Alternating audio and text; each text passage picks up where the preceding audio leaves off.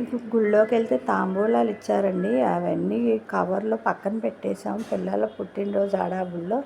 ఇక ఈరోజు ఇల్లంతా సర్దటం మొదలుపెట్టాను. ఇక మొత్తం ఈ టేబుల్ అయితే చూసారుగా ఎలా ఉందో.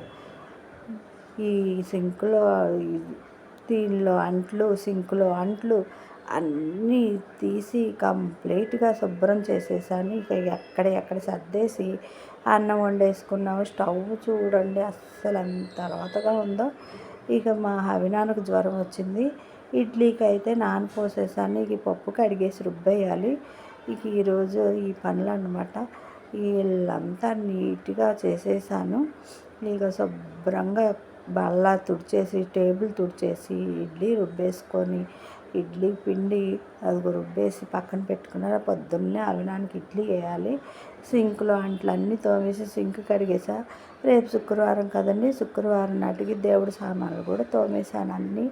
ఇక అంతా అయిపోయింది. రేపు పొద్దున్నే లెగిసి ఇల్లు ఊడ్చి తుడిచేసి ఇక పూజ చేసుకోవాలి. స్టవ్ కూడా తుడిచేసుకున్నాను. సింక్ తోమేశాను. శుభ్రంగా అంట్లు తోమేశాను. ఇంక పడుకుంటానండి. బాయ్. నచ్చితే లైక్ చేయండి.